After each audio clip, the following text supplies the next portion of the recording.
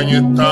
18 o kɔni tɛmɛna ni miniti 7 ye. An b'a fɔ a ɲɛna k'a fɔ an ka kunnafoni fanbaw bɛna tali kɛ parti politikiw olu dulonni min kɛra gouvernement fɛ. Aki ale ye sɛbɛnbɔ n'ale ye kunnafoni di cakɛlaw ka ko ɲɛnabɔsoba ye. Ale ko maa kana kɛ i ka télévision so la, i kana k'i ka radio la, i kana k'i ka journal la. Maison de la presse ale ye journaliste fara ɲɔgɔn kan ko petu k'olu ti jɛ n'o ye ko sabula ko Aki y'o min ta k'o ti sariya ye k'a sigilen tɛ sariya kan. O bataki olu b'an bolo yan. Malien 76 olu blokelen don Marakokaw fɛ yen Kɔngɔ ni minɔgɔ la. U yɛrɛ na ɲɛfɔli kɛ a la, u ka maa kelen bɛ yen o bɛ u cɛla, an y'o sɔrɔ. Waliyakaw fɛ yen Bafulabe ko sanu yera buwadingɛ kɔnɔ dɛ. Bɛɛ lajɛlen bɛ k'i waliya kɛ Bafulabe mara la ko mɔgɔw bɛ ka taa yen. Kari dɔ fana ye accident kɛ maa 47 o de joginna o la. Ale ni kibaruya misɛnw tɔ minnu bɛ yen sa ka kɛɲɛ ni nin waleya ninnu bɛɛ lajɛlen ye. Ana olu da aw tulo kan, aw k'aw sigi ka aw tulo kɛrɛwɔ sigi kosɛbɛ yaasa kunnafoni sanuma minnu bɛ yen ne olu b'an bolo an bɛna olu da aw tulo kan. Nɛgɛ kanɲɛ 18 ale tɛmɛnen bi alamisadonya in na avril kalo tile 11 san 2024 an bɛ jani.ml FM sanfɛ an bɛ laseli kɛ ka bɔ Falajɛ Carrefour la ka bɛɛ fo ka bɛɛ waleɲuman dɔn. Seli ale hukumu kɔnɔna na bɛɛ ni kelenya ko kumaw caman fɔra, welewelemadaw kɛra yaasa maaw bɛ se k'u bolo di ɲɔgɔn ma cogo min, kabilaw bɛ se ka baara kɛ cogo min. Bɛɛ lajɛlen b'a dɔn k'a fɔ ko avril kalo tɛmɛnen tile 9 o de kɛra seli ni ncini ye an fɛ yan. N'o y'a sɔrɔ seli ɲɛnɛmayara Bamakɔ yan, a tun bɛ san caman bɔ Kidalikaw fɛ yen, olu ni an ka jamana tun tɛ seli ɲɔgɔn fɛ. K'a sababuya kɛ maa minnu tun bɛ n'u ye Bamanci jɛkulu ye, olu tun tɛ sɔn fiyewu ni décision taara Bamakɔ yan u ka boli u kan. Seli ncini fara seliba kan, olu n'an tun t'a si kɛ ɲɔgɔn fɛ k'a sababuya kɛ fanga olu tun tɛ sɔn ka o lamɛn. Nka ɲina gouverneur ale ye Gamu da ko selikɛnɛ kelen bɛɛ lajɛlen taara o kɛnɛ kan min ye Elhaji Gamu ye. Sɔrɔdasi ɲɛmaa minnu bɛ yen, baarakɛda minnu bɛ Kidali kɔnɔna na u bɛɛ lajɛlen jɛra ka taa seli ye ka dugawu don kɛ ɲɔgɔn ye. Bɛɛ ni kelenya baara minnu kan ka kɛ Kidali kɔnɔna na fana u y'u da don olu bɛɛ lajɛlen na. Elhaji Gamu kɔni ko a b'a ɲini Kidali n'a bolomada dugu n'a tɔnɔmada dugu bɛɛ lajɛlen fɛ sa u k'u hakilinaw kɛ kelen ye. Baara minnu kɛra k'a daminɛ novembre kalo tile 15 la ka tɛmɛ ale yɛrɛ ka sigili fɛ, préfet bɛ ka tagali min kɛ, dɛmɛ min bɛ ka don u ma k'u yɛrɛ b'a dɔn k'a fɔ ko ani kɔrɔlen cɛ ka jan ko jɛgɛjala ni baji. Furakɛliw bɛ ka kɛ, hakilinaw bɛ ka sigi, ko ni maaw sɔnna ka fanga finitigiw dɛmɛ ni o ko in ye ani kibaruya ɲuman ye k'o de da ka di dugu bɛɛ lajɛlen na ko bɛɛ ka lafiya bɛ o la. O samɛ foli hukumu kɛnɛna na an y'a yira u la k'a fɔ ko an ni maa minnu bɛ baara kɛ n'o ye radio partenaires ye, olu fana y'u ka samɛw ci ka na an ma. Sɔgɔmada in na an ye dɔ latɛmɛ, wulada in na tuguni an ka jɛ ka groupe wɛrɛw lamɛn olu ka samɛ foli la ka bɔ Mali kɔnɔna na. Assalamu alaikum. Ne tɔgɔ Male Tunkara Manakɔtɔ, an ka radio Mema Manakɔtɔ. Afrikasi ye 103.9 wa Afrikasi ye, mais an ka commune ye Namala ye. Donc Namala o bɛ awa Kita de fɛ. Donc n b'a fɛ ka radio barika min fɔ sa. Maa min yɛrɛ ka sababu kɛ ka kunnafoni dama o ye awa Musa Tarawele, mécanicien moto bala dɔ a bɛ Manakɔtɔ yan nɔ. Donc an bɛ kunnafoni sɔrɔ ale fɛ. Vraiment ale kan ka fɔ kosɛbɛ. O kɔfɛ n ka radio baarakɛla cɛman n'a musoman n b'a bɛɛ lajɛlen fɔ.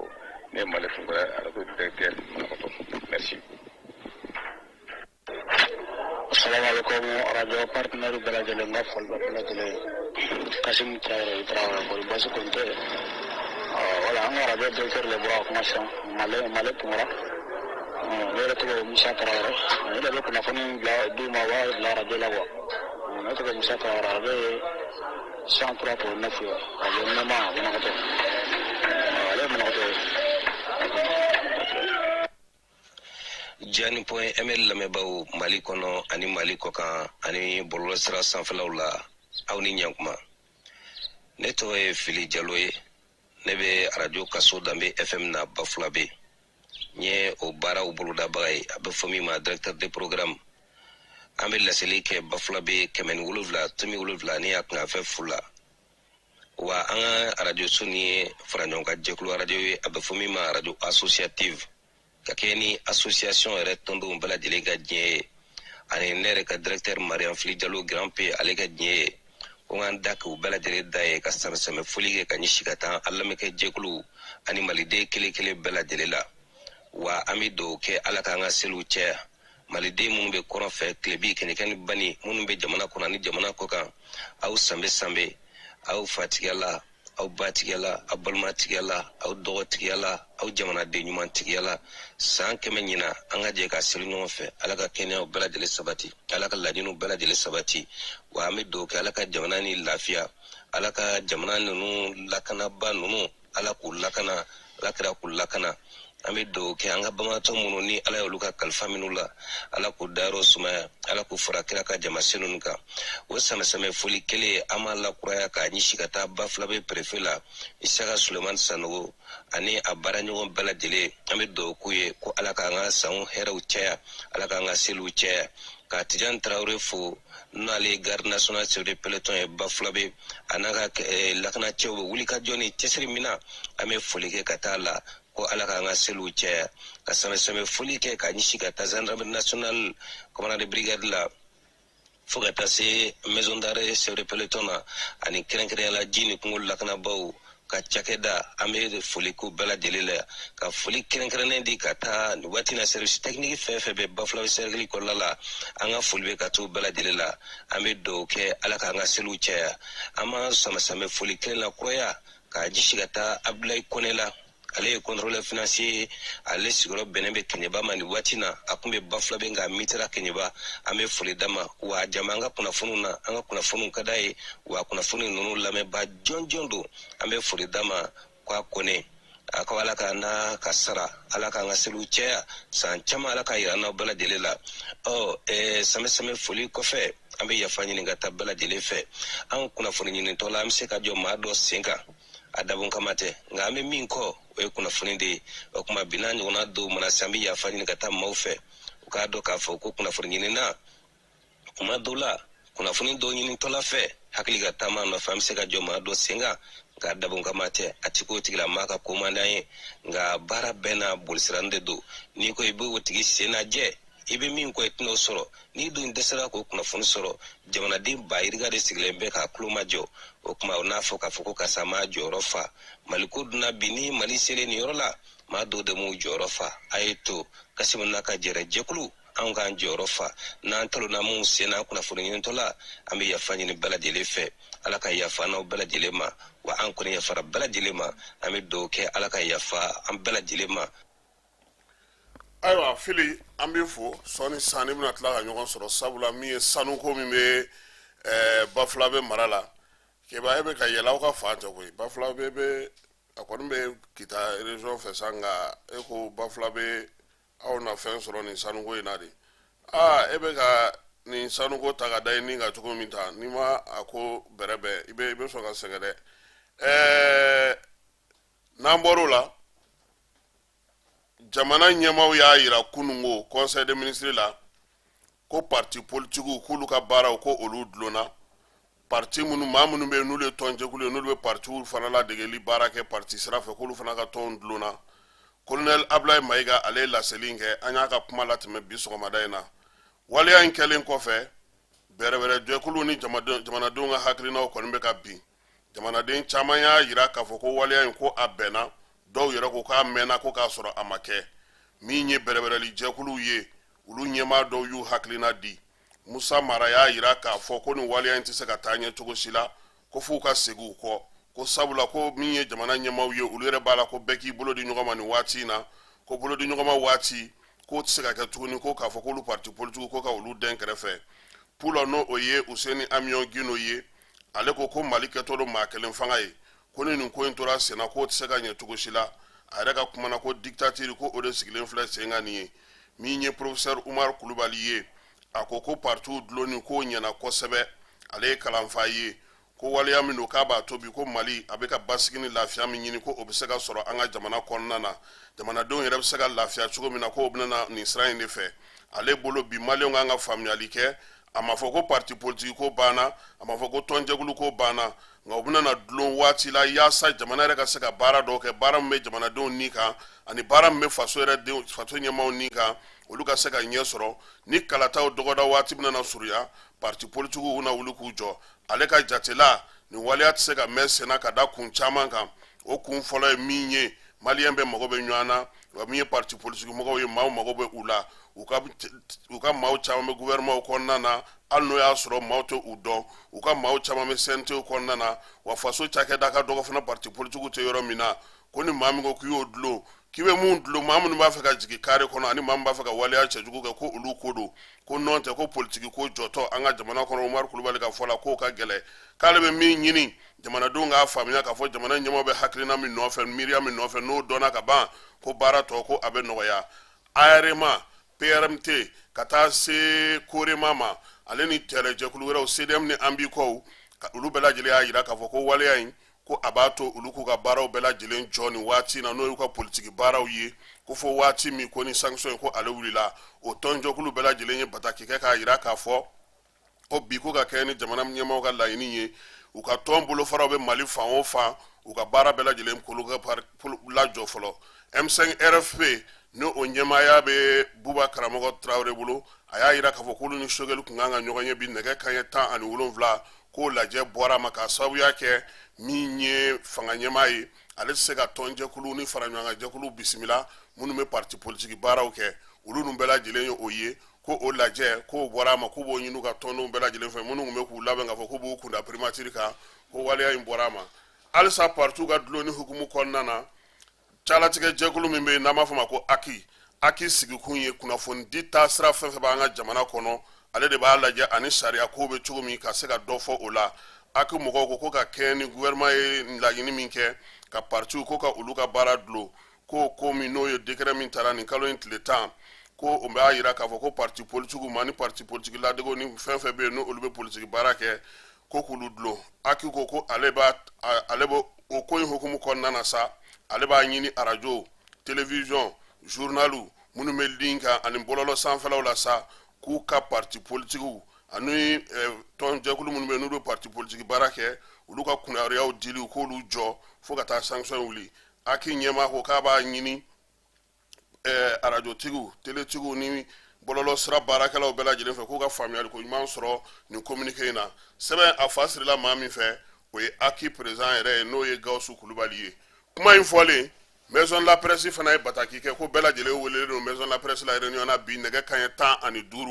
15 u taara ye Banjugu ale de kun ye weleli kɛ ko maison de la presse kɔni dabali banna pewu k'a y'a ye bɔlɔlɔ siraw fɛ k'a fɔ ko min ye aki ye n'o ye autorité ye ko radio sow télévision sow journal sow ani ligne presse journal minnu bɛ bɔlɔlɔ sanfɛlaw la k'olu ka kunnafoni di jɔ kunnafoni di min bɛ tali kɛ parti politiques ale ni association minnu bɛ parti baara kɛ k'olu kɔni dusuma kasalenba de ye nin ko in mɛn o de la u y'u tɔnden bɛɛ lajɛlen fara ɲɔgɔn kan bi maison de la presse kɔnɔna na k'u ko min ye aki ale ye laɲini min kɛ k'olu b'o kɔn fo ka se o dan na k'u tɛ jɛn n'o ye ko sabula ko o sɛbɛn min filɛ nin ni aki y'o laɲini kɛ k'a tɛ sariya kisɛ foyi kan min bɛ kunnafonidilaw olu sigi an ka jamana kɔnɔ maison de la presse ko k'a b'a ɲini kunnafonidilaw bɛɛ lajɛlen fɛ u k'u labɛn wulikajɔw kama sabula min ye aki ye a filɛ ka nin min kɛ nin ye o ye sariya sɔsɔ ye wa kunnafonidilaw bɛɛ lajɛlen ka wuli k'u jɔ yaasa maliyɛnw hakɛ min bɛ yen n'o ye kunnafoni di ye o bɛ se ka lasafasa cogo min na maison de la presse ko ale kɔni bɛ na wuli k'i jɔ sariya ko ta na sira fɛ yaasa min ye kunnafoni di ye o baara bɛ se ka kɛ an ka jamana kɔnɔ cogo min kibaruya in a bɔra Banjugu Dante yɔrɔ ale ye maison de la presse président ye nka kunnafonidila bɛɛ lajɛlen Mali kɔnɔ olu kumakan don ka kɛ ni min ye gouvernement ale ye laɲini minnu kɛ maa minnu bɛ jɛkulu kɔnɔna na sa n'a a bɛ fɔ o ma ko DDR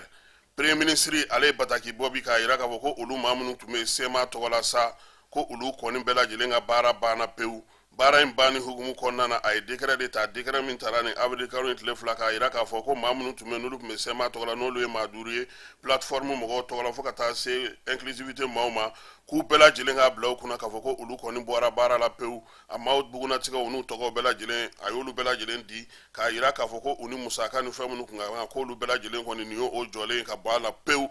kulukorokaw fɛ yen sirabaga kasara dɔ kɛra bi maa 46 o de jogina maa si ni ma to sirabaga kasara in senfɛ u y'a yira k'a fɔ ko min ye waleya in kɔni ye k'a b'a yira k'a fɔ ko kulukoro ale siraba in kɔni kasaraw ka ca kosɛbɛ min ye san tɛmɛnen ninnu na u y'a yira k'a fɔ ko sirabaga kasaraw bonyana kosɛbɛ wa seli ɲɔgɔnda la fana min ye sapeur pompier maaw ye olu ye wulikajɔ kɛ wulikajɔ 27 de kɛ sirabaga kasara o y'a sababuya ye u y'a yira k'a fɔ ko kulukoro yɛrɛ kɔni kɔnɔna na dondaw la bi mobilitigiw kɔni kɛlen don ka min daminɛ ko fo fɛɛrɛ ka ɲini u la nin ko in bɛ se ka sigi nin na cogo min na cɛkɔrɔba dɔ ale su kɔni yera kurikaw fɛ yoroso mara la min ye su in kɔni ye si bɛ taa so san 60 ani kɔ la kalo in tile 9 n'o o ye selidon yɛrɛ ye sa yoroso n'o o bɛ ni kuri bɛ o fɛ u y'a yira k'a fɔ ko maa in kɔni ko a ka dukɔnɔmaw y'a yira k'a fɔ k'a bɔra kifoso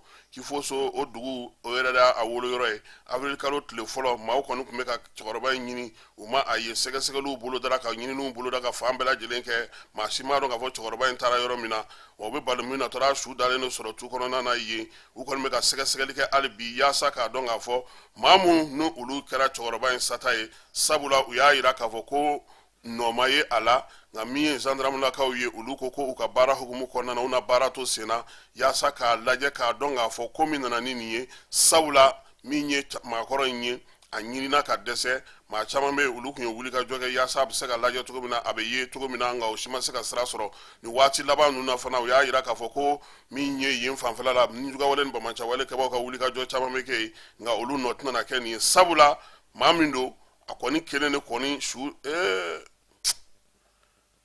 e ko jiko dɛsɛ tɛ n'i bɔra maa t'e kɔ nin funteni lahawutaba in na ji t'e bolo foyi t'e bolo e dun ye maakɔrɔ ye ko ka gɛlɛ dɛ nka an k'a ko to sɛgɛsɛgɛlikɛlaw ma marokokaw fɛ yen a na kɛ degun bɛ anw ka maaw kan ye dɛ maliyɛn maa 76 muso 4 ani cɛ 74 cɛ 72 olu de kɔni bɛ degun kɔnɔna na marokokaw fɛ yen u ka dugu min bɛ yen sa n'u b'a fɔ ma ko brigade 12 in kɔni kɔnɔna na degun bɛ yen an ka jɛ maliden minnu bɛ nin degun in kɔnɔna na brigade 12 kaw fɛ yen Maroc an ka jɛ k'u lamɛn. mɔgɔ 76 an de bɛ yan centre kɔnɔna yan nɔ centre in a bɛ dugu min na o dugu de bɛ wele ko brigade 12 a bɛ Maroc kɔnɔ yan nɔ an wulila an bɔra Mauritanie kabini le 13 mars k'an kunda Espagne kan an ye tile hakɛ min kɛ ji sanfɛ o ye tile 5 ye donc ala y'a kɛ an kɔni gakisɛ ma sin ka diya an ka moteur tiɲɛna donc an ka balo banna an ka ji banna donc an ye gɛlɛya caman sɔrɔ ji kan o hukumu de kɔnɔna la an ye tile 5 passé ji kan ten cogo la an t'a dɔn an b'a kɛ cogo min donc ala y'a kɛ batonba dɔ de kun bɔra an kan o batonba in ale kɔni nana ka dɛmɛ don an ma ka sin ka an na yɛlɛn cogo min walasa an bɛ se ka bɔ degun kɔnɔna la donc an ye tile 1 si o batonba in fana kɔnɔna la o dugusɛjɛ olu n'an kumana olu ko k'u bɛ taa Faransi donc k'u bɛ an bila Espagne an ta yɔrɔ la mais ala y'a kɛ o dugusɛjɛ olu ye Maroc autorités de fana wele parce que an mɛnna Maroc ji de kan donc Maroc maraw de welela ka na donc ka sin ka na an ta ka bɔ olu fana ka baton kɔnɔ ka na ni an ye Maroc donc an sera Maroc ka bɛn le 17 mars 2024 donc an nalen Maroc territoire ka yan nɔ u nana bila centre de la donc centre min fana don résidence surveillée de don garde de bɛ yan nɔ k'a na kɔlɔsi kabini an nana le 17 fo ka na bila bi la an bɛ degun kɔnɔna la balo ɲuman tɛ yen nɔ fini tɛ an bolo sabara tɛ an bolo jiko gɛlɛya bɛ yen nɔ hali sisan banabagatɔw b'an cɛla yan nɔ an filɛ wagati min na n'u sera dɔgɔtɔrɔso la u bɛ alcool de k'u tɛgɛw la ka u jɔsi dɔrɔn k'u bila ka comprimé damadɔni sɛbɛn ka a d'u ma donc a tɛ ka se ka foyi ɲɛ u la mɔgɔ b'an na yan nɔ dekun dan ye u ta ye sabara tɛ maa caman sen na yan nɔ donc min fana nana k'a la degunmayɔrɔ fana ye an nana kabini le 17 yan nɔ nka wolofaw n'o ye Sénégalais ye olu ka autorités olu bɛna u lajɛ Mauritaniens ka autorités olu bɛna u lajɛ Gambiens ka autorités olu bɛna u lajɛ Bangladesh fana bi yan nɔ donc olu fana ni Maroc autorité fana bɛ ɲɔgɔn kalama nka an maliyɛnw kabini anw tuna yan nɔ Maroc yan nɔ an ka autorité kelen tɛ yen nɔ n'o an ka masadi walima a ka représentant min nana bɔ an ka jamana in kɔnɔ yan nɔ k'i ɲɛ d'a kan k'a dɔn k'a fɔ ko degun bɛ an kan mais an nana Sénégalais ɲɛ an nana Gambiens ɲɛ an nana Mauritaniens dɔw ɲɛ mais ala y'a kɛ olu bɛɛ taara ka an to yan nɔ sabula n'i bilela yan territoire kan Maroc ni faamaw y'i minɛ pour que i bɛ se k'i ka jamana lasɔrɔ f'i ka ambassade min bɛ Maroc yan nɔ fo de ka wuli k'i ka laissez-passer dilan donc ka sɔrɔ k'a ci Maroc faamaw ma donc pour que i bɛ se ka taa cogo min donc mɔgɔ nana a bɛɛ ka faamaw bɛ n'u filɛ k'u ka laissez-passer ko ɲɛnabɔ donc olu bɛɛ taara ka anw to yan hali bi sɔgɔmada in na Sénégalais minnu na anw sɔrɔ yan nɔ olu taara mais Sénégal convoi fila de wulila ka bɔ Maroc yan min tun minɛna Maroc marenw fɛ olu convoi fila de bɔra ka taa Sénégal ka anw to yan nɔ mais u bɛɛ nana anw sɔrɔ yan fana Gambiens nana a ma tɛmɛ hali tile 5 kan olu taara avion de fɛ u ka autorité mɔgɔw bila ka taa Mauritaniens fana nana u ka autorité fana nana k'u ɲɛ da u ka ko laissez-passer ko bɛɛ lajɛlen ɲɛnabɔ donc u bila ka taa Bangladesh fana olu fana taa ko bɛ sen na mais nin bɛɛ nana an maliyɛnw sɔrɔ yan nɔ mais an yɛrɛ ka problème yɛrɛ ye min ye an yɛrɛ b'a essayer k'an ka Mali ambassade wele a bɛ siɲɛ 20 bɔ appel tɛ ta hali n'u ye appel fana tali kelen min fana kɛ tuguni n'an to kuma la dɔrɔn u bɛ an ka appel tigɛ o hukumu kɔnɔ yɛrɛ fana n'an y'a se ka bamanankan fana fɔ dɔrɔn appel fana bɛ tigɛ u tɛ kuma an fɛ bamanankan na a bɛ n'a fɔ Mali yɛrɛ autorité yɛrɛ fana tɛ a bɛ n'a fɔ Mali autorité tɛ parce que chaque fois an bɛ appel kɛ secrétaire de b'a ta secrétaire in n'a y'a ɲininka k'a fɔ n ko yala n ko Mali autorité don Mali ambassade don min bɔra ko a b'a fɔ ko awɔ ko don ni an ye bamanankan fɔ dɔrɔn u bɛ an ka appel tigɛ bon o tɔ la an y'a se ka kuma hali français fana la pour que an bɛ se an ka lahaliya fana dɔn mais o bɛɛ la o tɛ temps di an ma n'u y'a dɔn k'anw de don dɔrɔn u bɛ appel tigɛ an kɔni taara an bɛ min kɛ bilen tuguni an cɛ 72 ani muso 4 de bɛ yan nɔ donc an bɛ centre kɔnɔ yan nɔ résidence surveillée la ni waati n'an y'a essayer k'a fɔ ko an bɛ muruti fari da k'an bɛ mankan kɛ Maroc faamaw b'a fɔ k'a fɔ ko da tɛ olu la an ka problème tɛ olu la an ka problème bɛ an ka ambassade de la u ko ni an ka ambassade an ka autorité an ka autorisation bɔ hali sini an ka laissez-passer k'a dilan k'a di olu ma k'an tɛ si olu ka dugukolo sanfɛ yan nɔ parce que an yɛrɛ bɛ yan nɔ a nege tɛ olu la sabula an ka baloko ye problème ye an ka jiko ye problème ye hali sisan san filɛ nin sisan an tile 1 ani su 1 ji t'an bolo an ka ji bannen don dumuni t'an bolo dumuni bɛ nago 1 de kɛ n'i ye buru 1 ni foromaji den 2 sɔrɔ don min i b'a fɔ ko alhamdulilayi an bɛ yan nɔ sisan caman ka sabaraw ni a ka minɛnw tora ji sanfɛ yan nɔ bon sabara tɛ maa caman sen na banabagatɔw ka ca an na donc an bɛ gɛlɛya yɛrɛ de kɔnɔna la bon an yɛrɛ y'a ye sisan tɔ fɛn fɛn taara anw ɲɛna olu ka autorité de wulila k'u jɔ ka na ɲɛ da u kan walima a ka ciladen kana k'a ɲɛ da u kan walasa u bɛ degun min na u ka se ka dɔn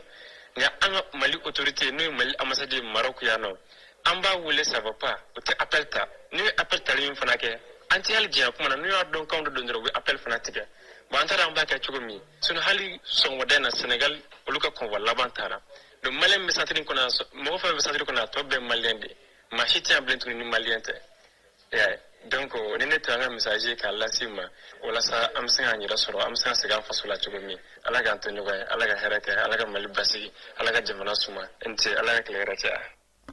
ayiwa hakili la ɲɛfɔli wɛrɛ tɛ nin na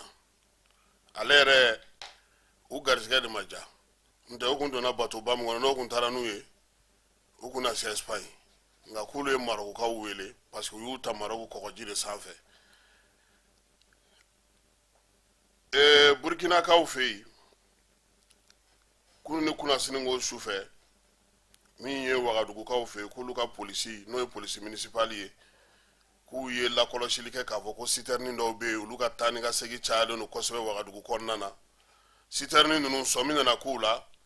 ja u kɛlen don k'olu kɔnɔna labɛn ka ɲɛ de taji kelen t'a kɔnɔ a bɛɛ marchandise sɛgɛsɛgɛliw ni ɲininiw taara bɔ mun kan sa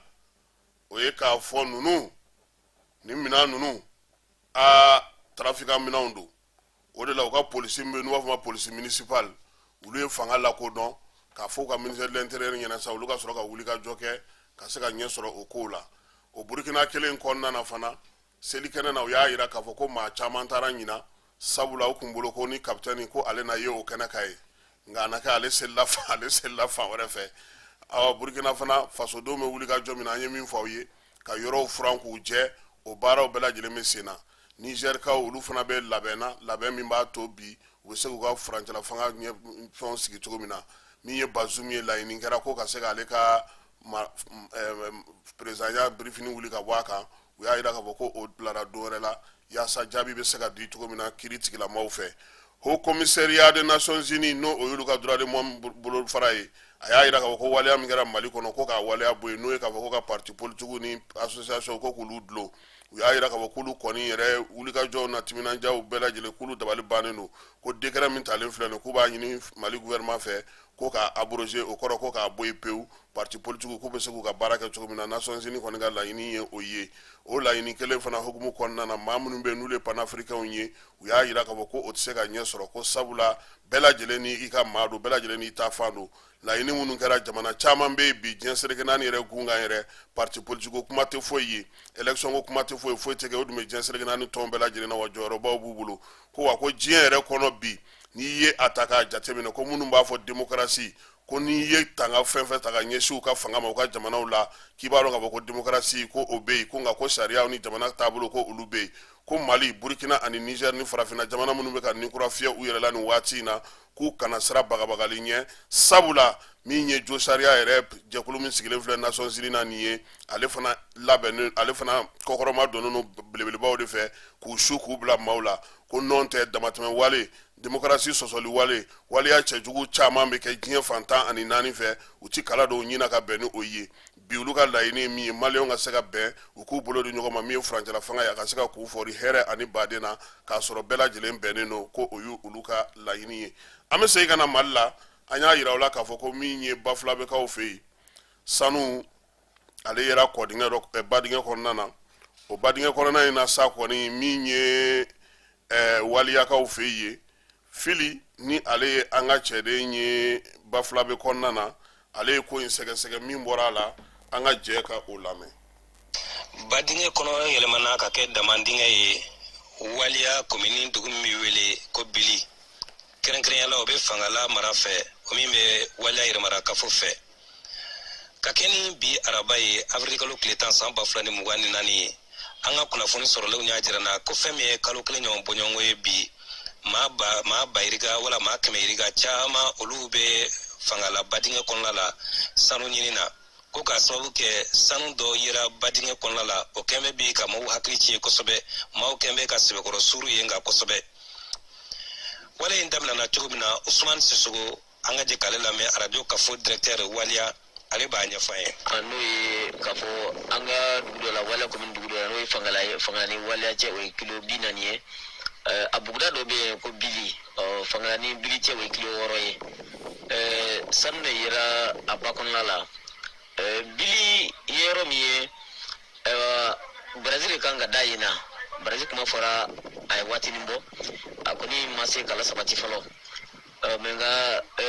dunan dɔw bɛ sigilen Bili olu bɛ to ka t'i ko ba la olu bɛ deli sanu baara la don dɔw taari ko ba la u mɛnna yen dɔɔni bɔ k'i ɲɛnajɛ ye donc u ye kuru dɔ ye bɔgɔ b'a kɔrɔ cogo dɔ la alors u taara o kuru in kɔrɔta maintenant k'a lajɛ k'a ye sen dɔɔni donc ka taa kuru façon dɔ ye sanu bɛ min na u kɛlen k'o ye u ye fangalaga dɔ fana bɛ buguda la yen u y'a ɲɛ k'a ye sen ka taa ko a kɛra sanu ye donc u nana o la k'a ɲɛfɔ dugu kɔnɔ dugutigi ye donc mɔgɔ kɔni jiginna o cogo de la ka taa yen mɔgɔ caman de bɛ yen ani sisan cɛ a bɛ lɔgɔkun 3 bɔ mɔgɔ min bɛ ba kɔnɔ bi a ka ca fo ka dama tɛmɛ an bɛ ala duniya k'a fɔ nin wale min filɛ ka lakodɔn waliya yɛrɛmara kafo la nin t'a siɲɛ fɔlɔ ye san 2023 nkɔrɔ uti kalo kɔnɔna la ka taa bila fo desanburu kalo la a ɲɔgɔn yɛrɛw lakodɔnna Bafulabe yɛrɛmara kafo fana na dugu min bɛ wele ko Fansanɛ olu ka jamana kɔnɔna la maa bayirika tun bɛ ka kulu dɔw nɔbɔ ye dɔw ko jaman don dɔw yɛrɛ ko kulu min don k'a nafa ka bon kosɛbɛ nka o kulu sɔrɔta maaw ma caya kosɛbɛ maaw taara cogo min na o seginna o cogo kelen la nin sanu min lakodɔnna filɛ Farinbulaya jamana kɔnɔna la kɛrɛnkɛrɛnyala fangala taa Sisogo y'a sɛmɛntiya an ye ko a sanuko kɔni ko siga kɔni t'a la fiyewu ko sanu nin yɛrɛ k'a fanba bɛ gɔntigɛnda de gɔntigɛnda ale fana ye babolo dɔ ye min lakodɔnnen don kosɛbɛ sigida denw yɛrɛ fɛ wa ko maaw kɔni bɛ k'u garijɛgɛ sɔrɔ kosɛbɛ Fili Jalo Jani.ml tɔgɔ la kabini Bafulabe ka bɔ radio Kaso Dame FM na ayiwa fili an bɛ fɔ k'i waleɲuman dɔn sanu mana bɔ badingɛ kɔnɔ kɔni o bɔli ka nɔgɔn dɛ o dugukolo ka maga dɛ ni kuma jɔtɔ don bamakɔ yan an tɛ taa ye an t'a ye namanda la an bɛ bɛɛ fo ka bɛɛ waleɲuman dɔn amara nu kone ale tun bɛ ka fili fiɲɛ fɛ aw ka yan ni Kɛba Jalo n'Ala sɔnna ma bi su in na nɛgɛ kanɲɛ 21 kibaruya dɔw bɛ an na olu da aw tulo kan a bɛ se ka faamuyali kɛ waleya minnu bɛ sen na an ka jamana kɔnɔ bi o mana tɛmɛ ka bɔ yen an ka bi su in na maa welelen o ye Dr Adama Jabate ye an n'a bɛna kuma mun kan furancɛla fanga banni ko kuma min kun fɔra hakilina ye jumɛn ye partout dulonni min filɛ nin ye ni jugawale ni bamaja wale kɛlɛli min ye Vladimir Poutine ye ale ni diɲɛ maaw bɛ cogo di bi farafina jamanaw b'u bolo cogo di Rusilakaw fɛ yen Adama ale bɔra Rusila a ma mɛn kosɛbɛ an n'an baro kɛ o la kosɛbɛ maaw bɛ se ka faamuyali kɛ cogo min ka bɛɛ fo ka bɛɛ waleɲuman dɔn a k'an bɛn nɛgɛ kanɲɛ 21 ni Ala n'a kira sɔnna ma an ka bɛɛ lajɛlen fo ka bɛɛ lajɛlen waleɲuman dɔn maa minnu sɔgɔlen nana Mali kɔnɔ ani Mali kɔ kan Ibrahim Tunkara an b'a fana fo Faransikaw olu fɛ ani Ablaye Ɲagate ka taa se Gawusu Tarawele ma ninnu bɛɛ lajɛlen an kanubaw ye a k'an bɛn nɛgɛ kanɲɛ 21 ni Ala n'a kira sɔnna ma